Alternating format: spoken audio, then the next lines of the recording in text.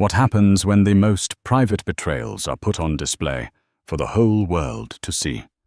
At the glittering Heart's Embrace. Charity Gala in New York City. A night meant for philanthropy turned into a spectacle of scandal. All eyes were on Amber Collins, the stunning young woman on the arm of billionaire tycoon Richard Vance, and the jaw-dropping diamond and sapphire necklace she wore. But the whispers turned to gaps when Richard's elegant wife, Eleanor, approached them. With the poise of a queen and the ice of a winter storm in her voice, she didn't cause a scene. She simply looked at the jewels and said 4 words that shattered the evening. "That is my grandmother's." This isn't just a story about infidelity. It's about a hidden legacy, a brazen theft, and a wife who refused to be erased. The air in the grand ballroom of the Plaza Hotel was thick with the scent of money and magnolias. It was the annual Heart's Embrace Charity Gala, the undisputed pinnacle of New York's philanthropic calendar. Women in couture gowns that cost more than a family car floated through the room, their laughter tinkling like the Swarovski crystals hanging from the chandeliers. Men in impeccably tailored tuxedos spoke in hushed, confident tones about stock portfolios and summering in the Hamptons. And at the center of one of the most powerful constellations in this glittering galaxy was Eleanor Vance. At 48, Eleanor was the epitome of old money elegance. She wore a deep navy silk gown by Carolina Herrera, a designer she'd known personally for years. It was understated classic and fiercely expensive. Around her own neck was a simple 3-strand pearl necklace, a wedding gift from her parents. She didn't need to shout for attention. Her presence was a statement in itself. Her family, the DeWitt clan, had been a cornerstone of New York society since the Gilded Age. They hadn't just attended galas. They had built the museums and libraries these galas were held to support. Her husband, Richard Vance, was a different breed. He was new money, a corporate raider with a shark's smile and a reputation for ruthless efficiency. He had torn through Wall Street like a hurricane, and when he'd married Eleanor 25 years ago, it was seen as the ultimate merger, her class and connections with his ambition and brute financial force. Together they were an institution, the Vances. Their name was etched onto hospital wings and university faculties. But for the past year, their institution had felt more like a prison to Eleanor. A beautiful gilded cage, but a cage nonetheless. The shared smiles for the cameras felt brittle. The easy affection they once had was replaced by a sterile, polite distance. Richard was always on his phone, his thumbs flying across the screen in hushed fury. He had late-night meetings that stretched into the early hours of the morning, and business trips from which he returned, smelling of a perfume that wasn't hers. Eleanor wasn't a fool. She was a DeWitt. She saw the signs, heard the whispers from her circle of friends, but she had chosen a path of dignified silence. For their children, Thomas now at Stanford Law, and Lily finishing her art history degree at Columbia. For the legacy of their name. She believed, perhaps naively, that this was a phase, a midlife crisis that would burn itself out. She would endure. "Eleanor, you look absolutely radiant," a voice cooed beside her. It was Beatrice Chadwick, a woman whose face was pulled so tight she looked permanently surprised. "Beatrice, lovely to see you." Eleanor smiled, a practiced, perfect arc of her lips that didn't reach her eyes. "Richard is on fire tonight," Beatrice continued, gesturing with her champagne flute towards the stage, where Richard was pledging a staggering $500,000 to the Children's Cardiac Care Unit. The room erupted in applause. He stood there, soaking it in a benevolent king, bestowing gifts upon his subjects. He caught Eleanor's eye and gave her a small, almost imperceptible nod, as if to say, See, we are perfect. Eleanor felt a familiar coldness seep into her chest. It was all a performance. The devoted husband, the generous philanthropist. It was a brand he curated as meticulously as his stock portfolio. Later, as the auction began, Richard excused himself. Need to take a call with the Tokyo office. You know how it is. He patted her hand, a gesture so condescending it made her skin crawl. She watched him walk away, not towards the quiet lobby, but towards a secluded alcove near the terrace. He pulled out his phone, and the ghost of a smile, a genuine smile, the kind she hadn't seen directed at her in years, touched his lips as he typed. She turned her attention back to the auctioneer, trying to focus on the glittering array of items up for bid a week on a private yacht in the Aegean, a Picasso sketch, a walk-on role in a Martin Scorsese film. Anything to distract from the gnawing emptiness beside her. Her best friend, Sarah Kingston, a formidable divorce attorney with eyes that missed nothing, slid into Richard's empty seat. He's pledging $500,000 to sick kids while simultaneously making you sick to your stomach. The irony is thicker than the truffle oil on these canapes. Sarah muttered, her voice a low growl. Eleanor gave a weak smile. Sarah, please. Not tonight. Fine, Sarah sighed, squeezing her hand. But just know that when you're ready to stop enduring and start fighting, I have the entire firm of Kingston and Associates on standby. Pro bono, darling. It would be my distinct pleasure to dismantle him. Just as Sarah spoke, a ripple of excitement went through the room. It wasn't for the auction. The energy had shifted heads, turning towards the grand entrance. A murmur snaked through the tables. Eleanor followed their gaze, and her heart didn't just drop. It plummeted, shattering into 1,000,000 icy shards in the pit of her stomach. Standing there, framed by the marble archway, was Amber Collins. Amber was 26, a former brand consultant who had suddenly become a fixture on the society pages. She was everything Eleanor was not: loud, flashy, and utterly unapologetic. She was poured into a shimmering fire-engine red Versace gown that left little to the imagination.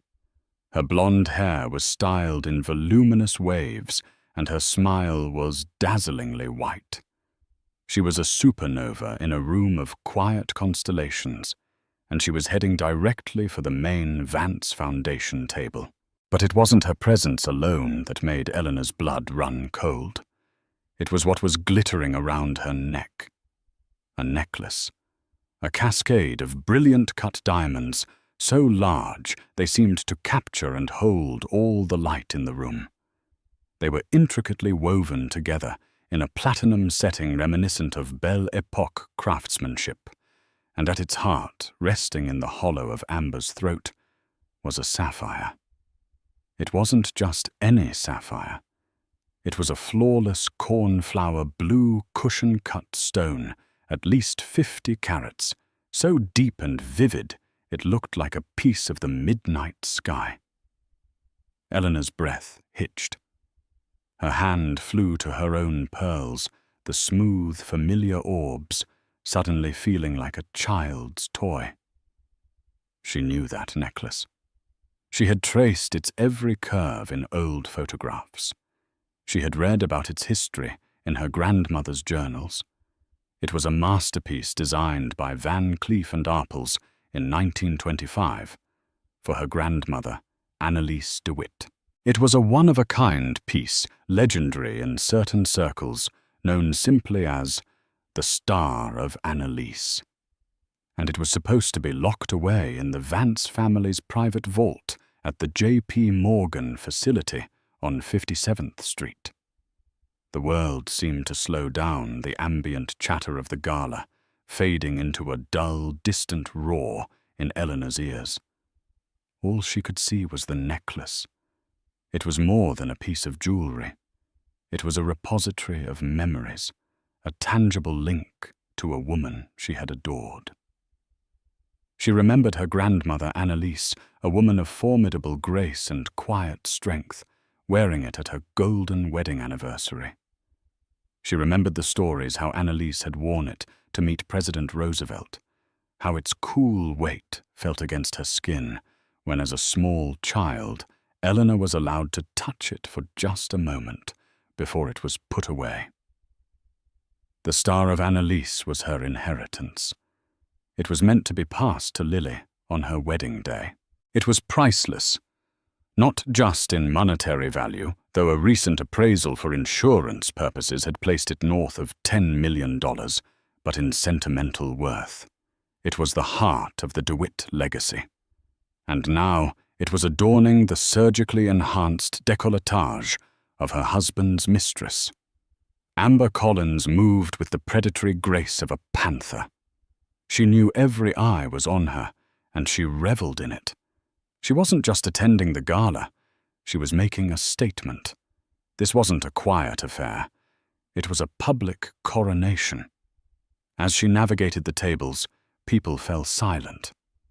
The air crackled with scandal. She was heading straight for Richard, who had reappeared from his phone call and was now standing near the stage, looking for all the world like he had no idea she was even there. "Oh my God," Sarah breathed, her legal mind instantly calculating the sheer unmitigated audacity. "That son of a bitch! That is not just cheating, Eleanor. That is a declaration of war." Amber reached Richard, her red-gloved hand resting possessively on his tuxedoed arm. He turned a look of faux surprise on his face that was so poorly acted, it was insulting. "Amber, what a surprise to see you here." "Richard, darling." She purred, her voice loud enough for the surrounding tables to hear. "I just couldn't resist, and I had to wear your beautiful gift. It felt like the perfect occasion." She tilted her head, a calculated gesture designed to make the sapphire catch the light. A collective soft gape rippled through the onlookers. A gift. He had gifted her the DeWitt family heirloom. The humiliation washed over Eleanor in a scalding wave. It was one thing to be cheated on. It was another thing entirely to have her family's history, her own legacy, stolen and flaunted in her face in front of the very society she was expected to lead. Richard hadn't just been unfaithful. He had desecrated something sacred. He was trying to erase her, to replace her not just in his bed, but in her own life story, using the very symbols of that story to do it. Something inside Eleanor, something that had been dormant for years, snapped. The quiet endurance, the dignified silence, it all evaporated, replaced by a cold, clear, and focused rage. She was not just a Vance by marriage. She was a DeWitt by blood. And the DeWitts did not crumble. They fought. With a calmness that terrified even herself, she rose from her chair. Her movements were fluid and deliberate. Sarah reached for her arm, a silent plea to reconsider. But Eleanor gently shook her head. This was not a confrontation Sarah could handle for her. This was hers alone. She glided between the tables, the whispers following her like the train of a funereal gown. The sea of faces parted before her. She saw pity and some morbid curiosity in most. She ignored them all. Her eyes were locked on the necklace. Richard saw her coming. A flash of genuine panic crossed his face before he masked it with his usual arrogant smirk. Amber, however, looked triumphant. She stood taller, a smug smile playing on her lips, ready for the hysterical wife to make a scene, to cry, to scream. She was expecting a melodrama that would solidify her position as the victor. Eleanor gave her none of it. She stopped a respectable 2 feet from them. She didn't look at Richard. She didn't even look at Amber's face. Her gaze was fixed coolly and analytically on the jewelry. She let the silence stretch, forcing every eye in the room to follow her gaze to focus not on the scandal, but on the object at the center of it. Finally, she lifted her eyes and met Amber's. Her voice, when it came, was not a shout or a sob. It was perfectly level, clear as a bell, and carried across the hushed room with chilling precision. "That is a beautiful necklace," Eleanor said, her tone conversational, as if she were admiring a piece in a museum. Amber's smile widened. It was a fatal mistake. "Thank you." Amber began, her voice dripping with condescension. "Richard has impeccable."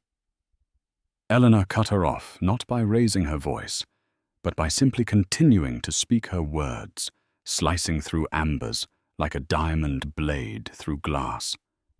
It was designed in Paris in 1925 by Julian Arpels himself. The central sapphire is from the Kashmir region, renowned for its velvety blue hue. There are 256 individual diamonds totaling approximately 120 carats, set in a repeating pattern of laurel leaves, a symbol of victory. She paused, letting the details sink in. She saw the confusion on Amber's face, the growing dread in Richard's eyes. The guests leaned in, mesmerized. This was no ordinary catfight. This was something else entirely. Eleanor took a small step closer, her voice dropping slightly, becoming more personal, more lethal. "My grandfather commissioned it for my grandmother, Annalise DeWitt, to celebrate the birth of my father. She wore it for the last time on the day of my wedding." She finally looked at Richard, a flicker of profound disappointment in her eyes. "You know this, Richard. You were there." Then she turned her full attention back to a now pale Amber Collins, whose smug expression had dissolved into one of baffled horror. Eleanor delivered the final devastating blow. She didn't say, "That's mine." She didn't say, "Give it back." She smiled a thin, glacial smile that held no warmth and claimed her legacy with 4 simple, irrefutable words. "That is my inheritance." The gasp that swept the room was audible, a sharp, collective intake of breath. It was no longer just gossip. It was a public accusation of theft on a grand scale. Amber Collins froze her hand, instinctively flying to the necklace as if she could protect it. Richard Vance, for the first time in his public life, looked utterly and completely cornered. The performance was over. The gilded cage had just been blown wide open. In the deafening silence that followed Eleanor's declaration, 100 different dramas played out in the eyes of the onlookers. The shock, the scandal, the delicious high society horror of it all. Amber looked as if she'd been struck, her face a mask of disbelief and dawning panic.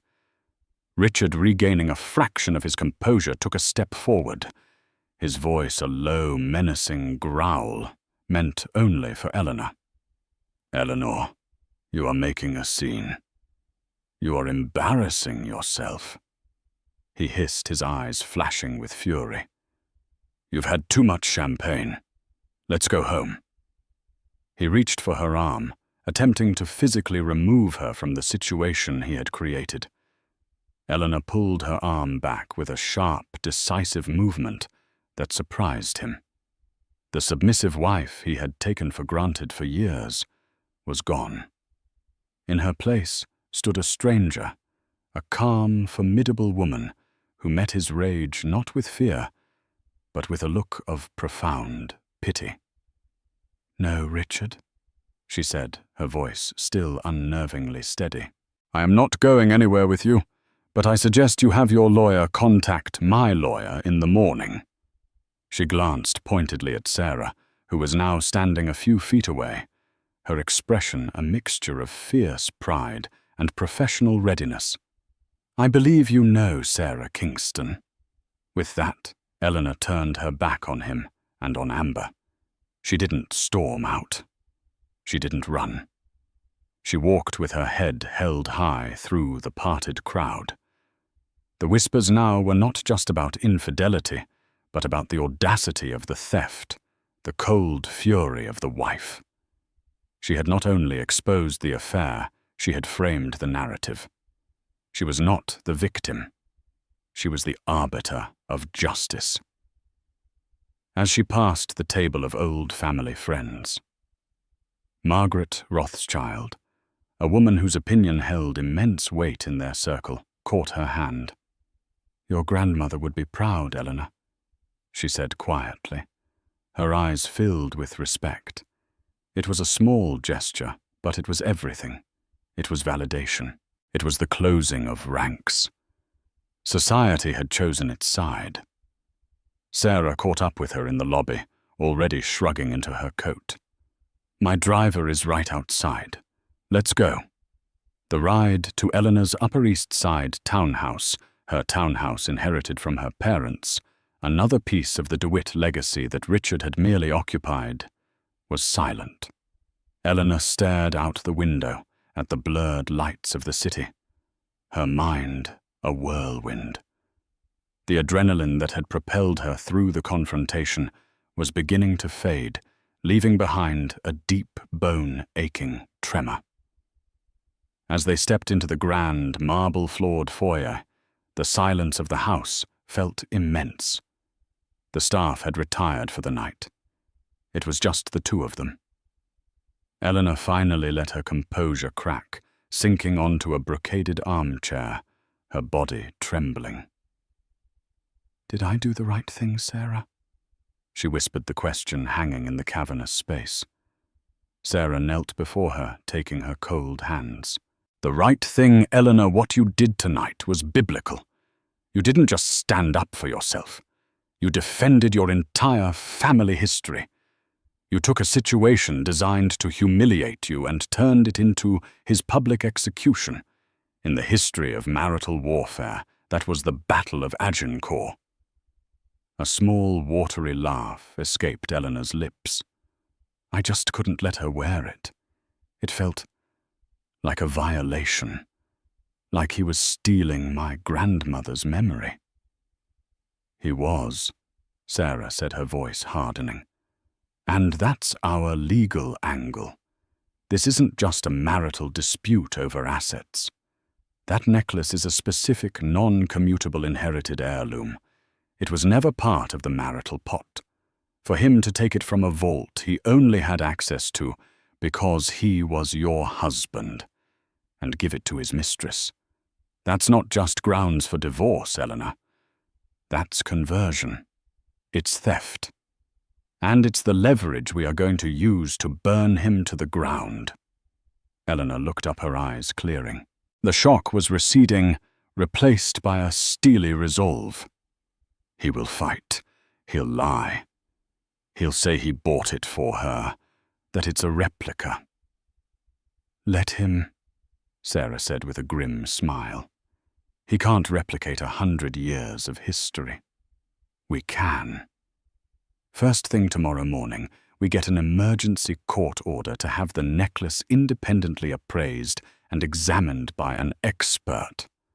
We'll subpoena the security logs from the vault. We'll get a sworn affidavit from the family jeweler. Does the piece have any identifying marks?" Eleanor's mind sharpened, focusing on the details. "Yes.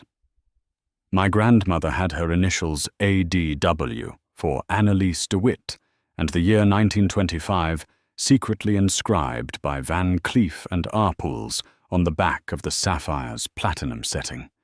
It's almost microscopic. You'd only know it was there if you were told where to look."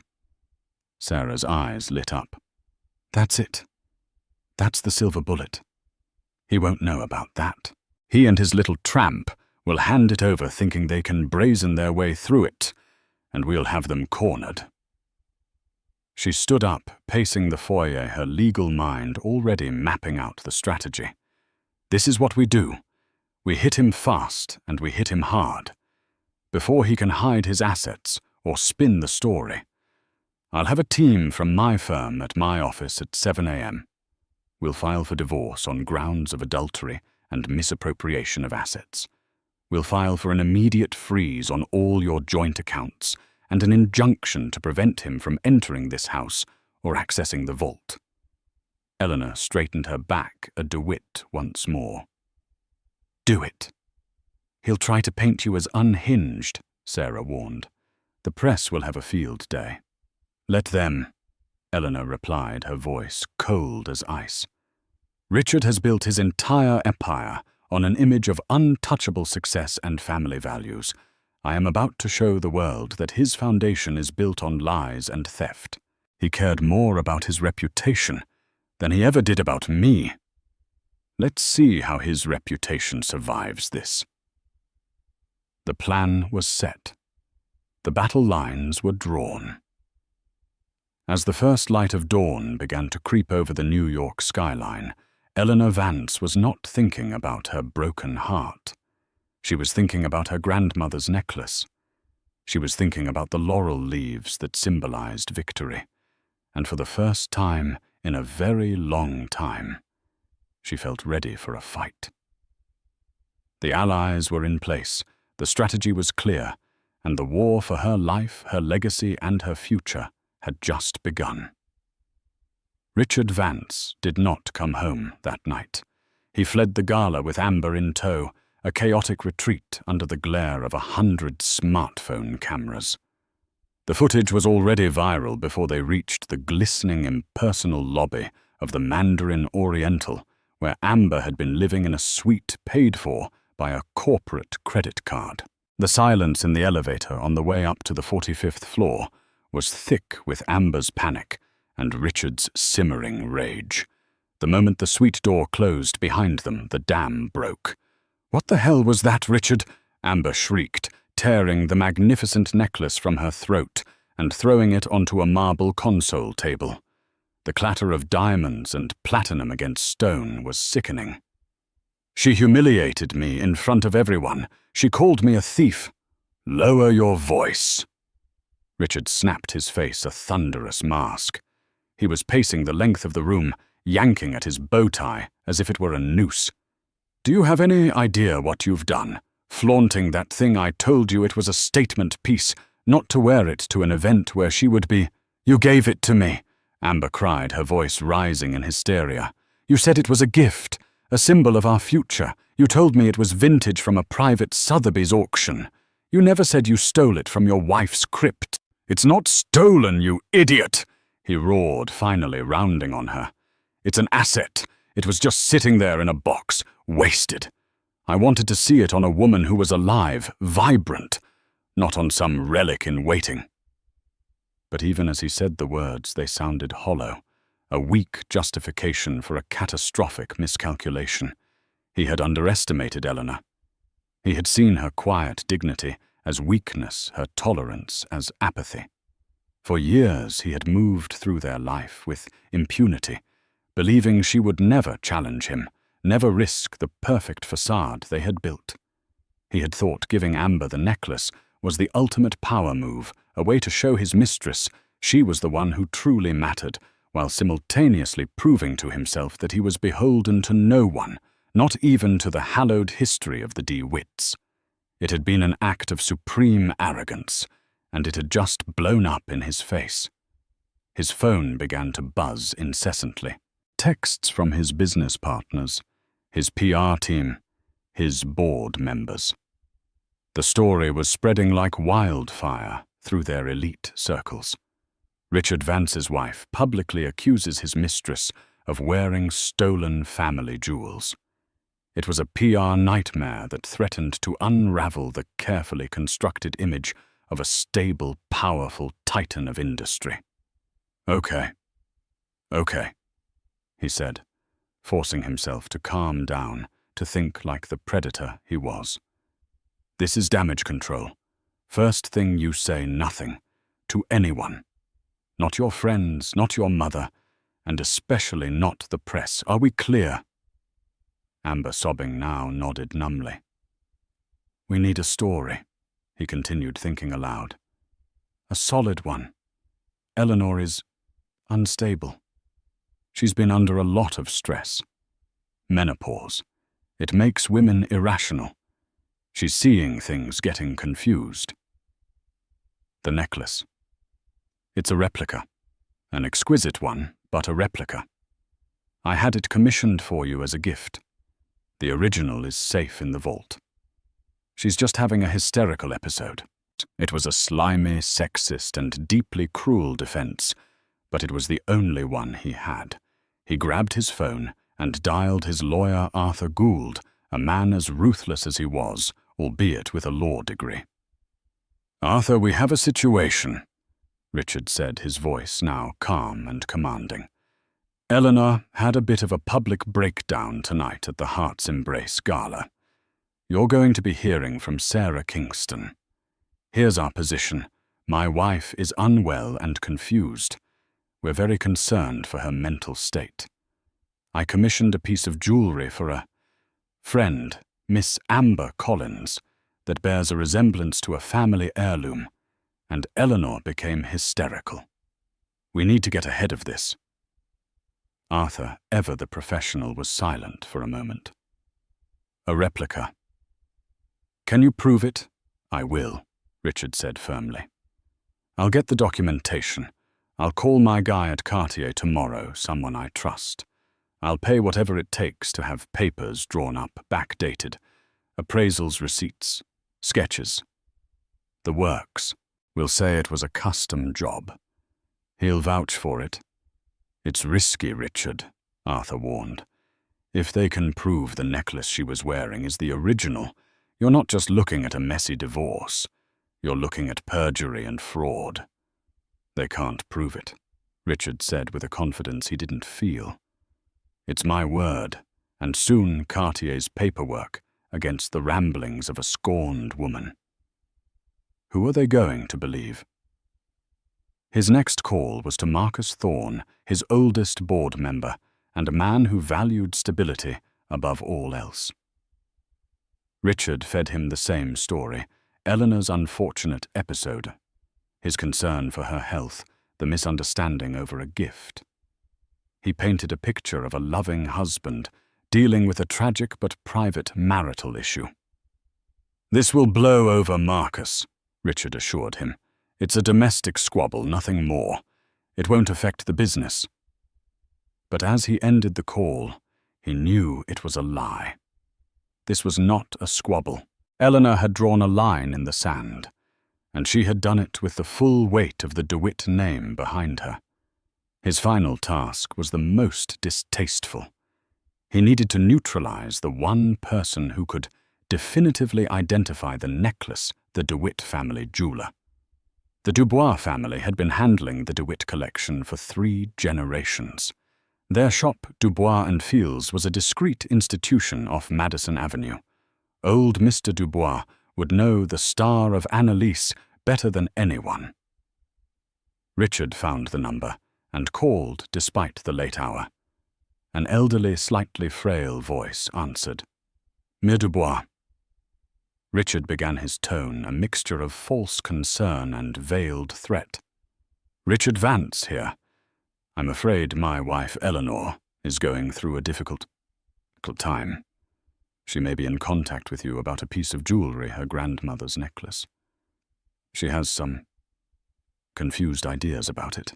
I need to be clear for the sake of her privacy and health. You are not to discuss any of our family's collection with anyone, not even with Eleanor. All communication must go through my office. Is that understood? Our family's patronage of your establishment depends on your discretion. He hung up, leaving the threat hanging in the air. He had spun his web. The narrative of the unstable wife, the paperwork for the replica, the intimidation of the expert witness. It was a 3-pronged defense built on lies, deceit, and misogyny. He looked at the real necklace still lying on the console, its beauty now tainted by the ugliness of the situation. He had to get it back into the vault and replace it with a fake before anyone could get a court order. The race was on. He had played his hand. Now he had to wait and see if Eleanor would call his bluff. While Richard was frantically constructing his fortress of lies, Eleanor was methodically gathering the stones of truth. She woke after a few hours of restless sleep, not with tear-stained eyes, but with a clarity of purpose she hadn't felt in decades. The initial shock and humiliation had burned away, leaving behind the cool, hard resolve of her ancestors. Her first call was not to a friend or a family member, but to Mr. Dubois. She knew Richard would try to get to him. She needed to reach him first. "Mr. Dubois, it's Eleanor Vance," she said, her voice warm but firm. "I apologize for the early hour. Eleanor, my dear girl." His voice was kind, but she could hear a distinct strain of anxiety in it. Yes. I received a call from your husband last night."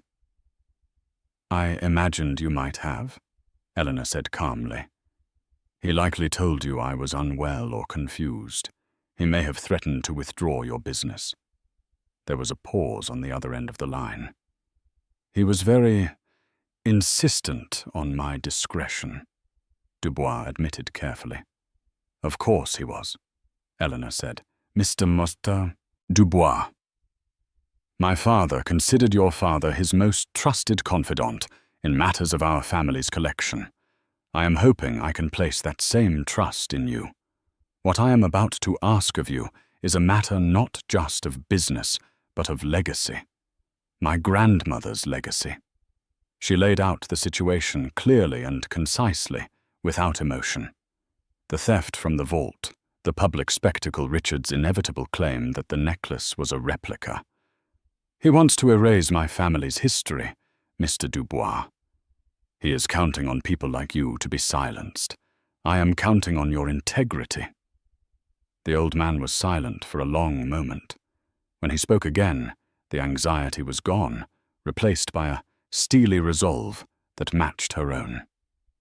"Your grandmother, Annalise, was one of the finest women I have ever known. It was my father who oversaw the inscription of her initials on the star of Annalise. The Dubois family does not bow to bullies, Mrs. Vance. We stand by our clients, and we stand by the truth. Any records? Any original design sketches? Any private correspondence you need? They are yours. I will prepare a sworn affidavit testifying to the necklace's unique, identifiable markers." Relief washed over Eleanor. "Thank you, Jean-Luc. That means more than you know." Her next stop was the J.P. Morgan private vault, accompanied by Sarah and 2 junior lawyers from her firm, armed with a freshly signed court order, preventing Richard from accessing the vault. She presented herself to the stern-faced manager. The court order also demanded the immediate release of all security logs for the past 6 months. Inside the cold, sterile viewing room, a guard delivered the large, velvet-lined box that was supposed to contain the Star of Annalise. Eleanor's hands trembled slightly as she opened it. As she expected, it was empty. The indentation in the silk where the masterpiece should have rested was like an open wound. "Now for the logs," Sarah said, her voice sharp and businesslike. A manager brought in a thick printout. Sarah's perfectly manicured finger ran down the columns of dates and times. "Here," she said, her voice tight. 6 weeks ago, Richard Vance. Accessed at 4:15 p.m. on a Friday. Stayed for exactly 8 minutes. That's it. That's when he took it. The evidence was mounting. But Eleanor wanted more. She wanted the story. That afternoon, she went to the one place Richard could never touch, her parents' library, in the townhouse, a room he always found stuffy and outdated. She ran her fingers along the leather-bound books, until she found what she was looking for, a set of what deep blue diaries. Her grandmother Annalise's journals. For hours, Eleanor sat surrounded by the scent of old paper and leather, piecing together the life of the necklace. She found the entry dated October 1925, written in elegant cursive script. My dearest Charles presented me with the most breathtaking creation tonight, a necklace from Van Cleef and Arpels to celebrate the birth of our son. He calls it the Star of Annalise. At its center is a sapphire, the color of the summer sky over Provence. Julien Arpels himself showed me the secret. He has etched my initials ADW into the setting, a private whisper just for me. This is not a jewel to be locked away. It is a promise, a piece of our family's heart that will be passed down through the generations. Eleanor found photographs tucked between the pages. Annalise wearing the necklace at a state dinner, her smile radiant. A black and white photo of a much younger Eleanor, age 5, staring in awe as her grandmother fastened the clasp. She found the original bill of sale from Van Cleef and Arpels and the initial insurance appraisal from Lloyd's of London. She was not just building a legal case, she was reclaiming her own story. Richard had tried to reduce the necklace to a mere object, a trinket, to be given to his mistress as a trophy. But as Eleanor sat there, surrounded by the weight of her family's history, she understood its true power. The Star of Annalise was not just a collection of gems. It was a testament to love, legacy, and the enduring strength of the DeWitt women. By the time Sarah returned that evening with a team of forensic accountants, Eleanor had assembled an entire dossier on the coffee table.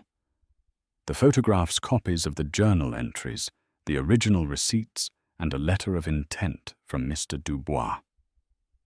"My God, Eleanor," Sarah said, picking up a photo of Annalise. "This is more than a legal case. This is a biography." "That's exactly what it is," Eleanor said, her voice filled with a newfound strength. "And Richard wrote himself out of it the moment he laid his hands on that necklace." One of the accountants, a young, sharp-eyed man named David, cleared his throat. "Mrs. Vance, we've started a preliminary trace on your husband's finances. We found something. 6 weeks ago, the same day he accessed the vault, he liquidated a portfolio of municipal bonds held in a joint trust account, an account you were a signatory on, but hadn't looked at in years. The withdrawal was for 250,000. "For what?" Sarah asked. "We're still tracing the final destination," David said, "but the initial transfer went to an LLC we've never seen before. AC Enterprises." Eleanor and Sarah exchanged a look. AC Amber Collins. "What is AC Enterprises?" Eleanor asked. "As far as we can tell," David replied, "it's a shell corporation whose only function for the past year has been to pay the lease on a penthouse suite at the Mandarin Oriental and the monthly payments on a new Maserati." The final piece clicked into place. Richard hadn't just stolen the necklace. He had been systematically embezzling from their shared assets to fund his affair. The theft of the heirloom wasn't an isolated act of arrogance. It was the most blatant symptom of a much deeper betrayal, a cancer of deceit that ran through the heart of their entire financial life together.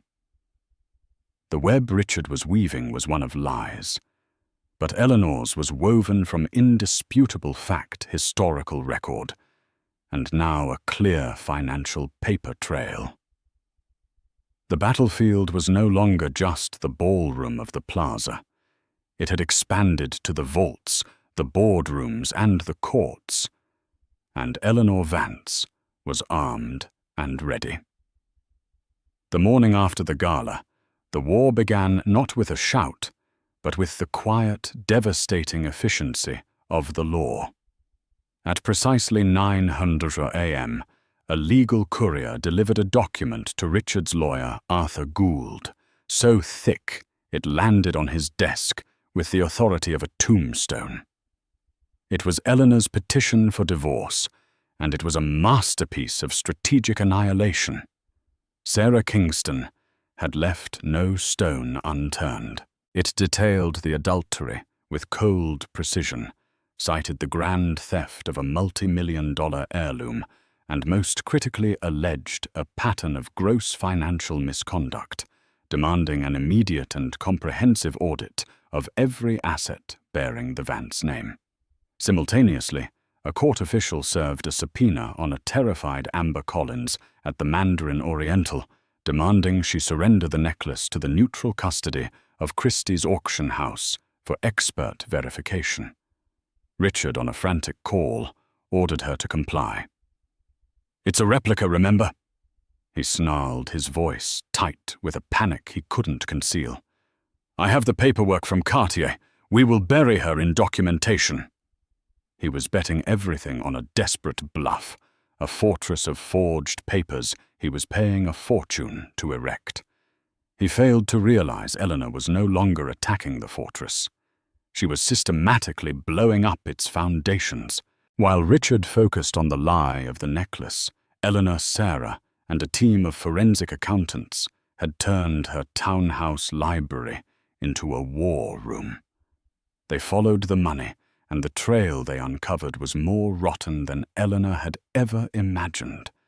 The accountants, led by a brilliant young man named David, quickly found that AC Enterprises, the shell company funding Amber's life, was just the tip of a treacherous iceberg. For years, Richard had treated their joint trusts and Eleanor's DeWitt inheritance as his personal slush fund. He'd embezzled millions to cover secret investments, pay off other women, and fund a life of reckless extravagance. He had leveraged the stable blue-chip DeWitt assets to secure high-risk loans that now threatened the entire corporation. "The theft of the necklace wasn't just ego, Eleanor," David explained, pointing to a dizzying flowchart of hidden accounts. "It was desperation. We believe Vance Industries is over-leveraged." He likely took the star of Annalise to use as collateral for a private off-the-books loan to cover a margin call. Giving it to Amber was just his hubris, taking a victory lap. This discovery transformed Eleanor's fight from a personal crusade into a corporate imperative. Armed with this damning financial intelligence, she made her move. She didn't confront Richard.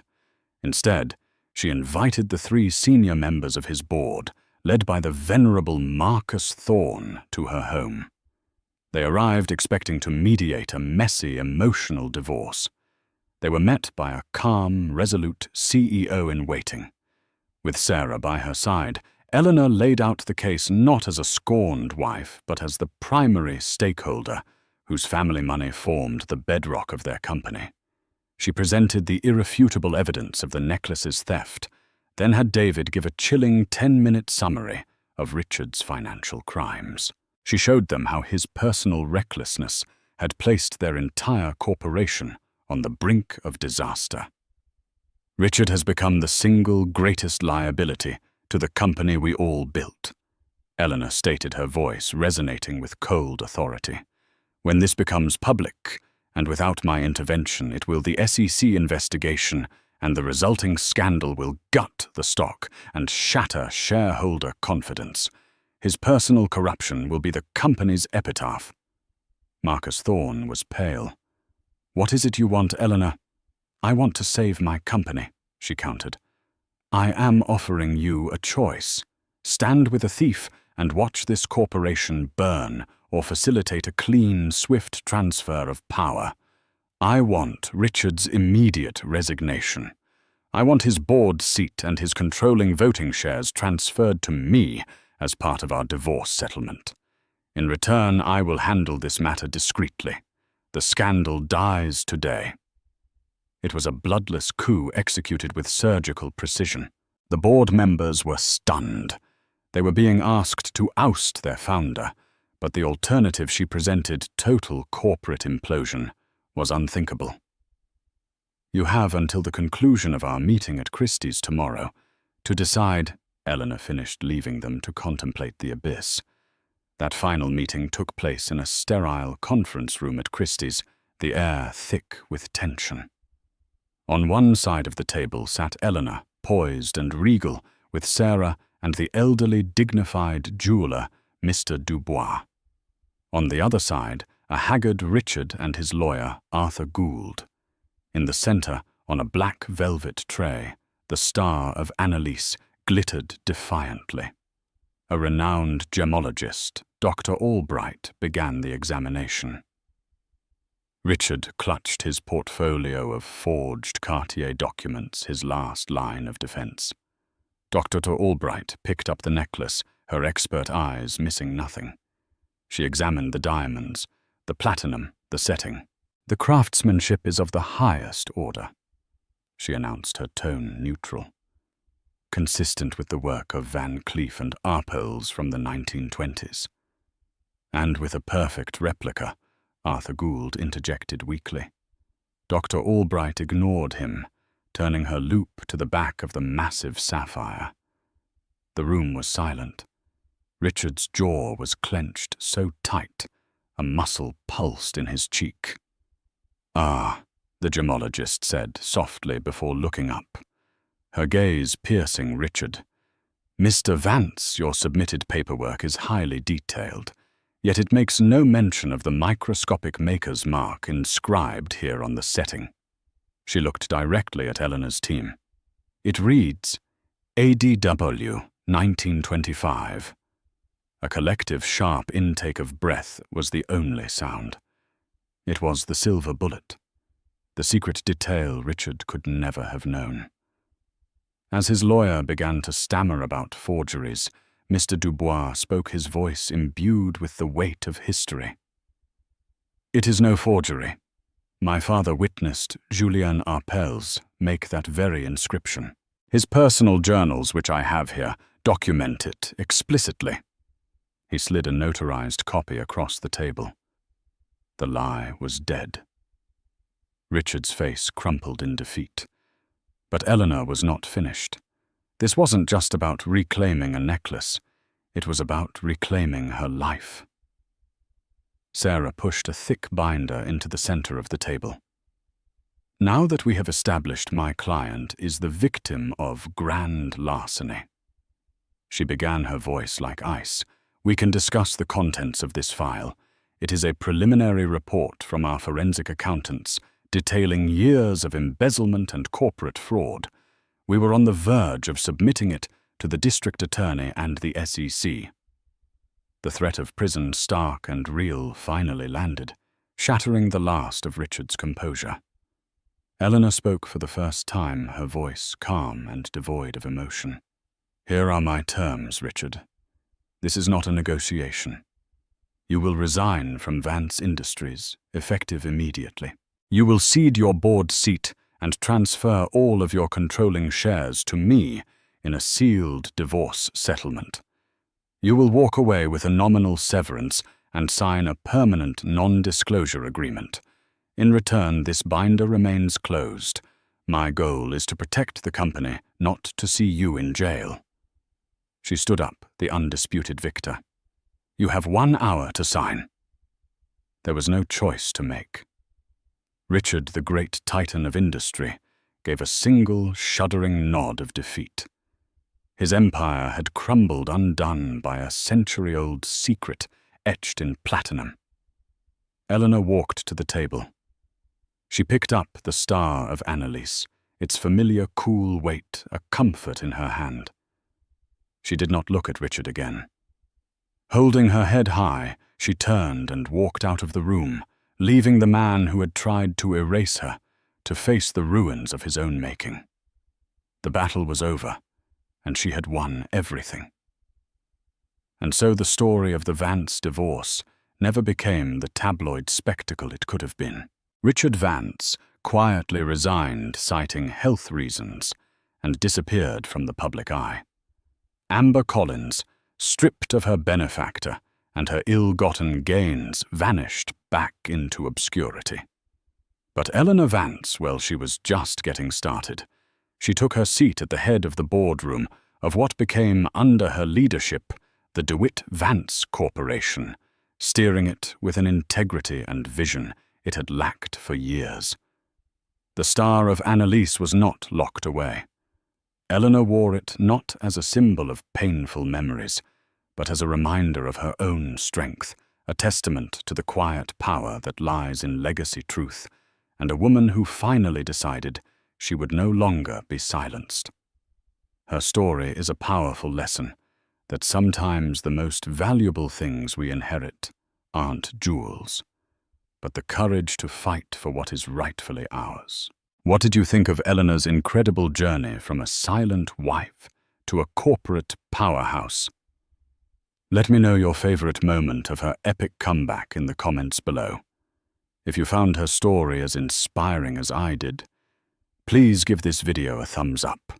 Share it with someone who needs a reminder of their own strength. And don't forget to subscribe for more true-life stories of justice and empowerment. Thank you for listening.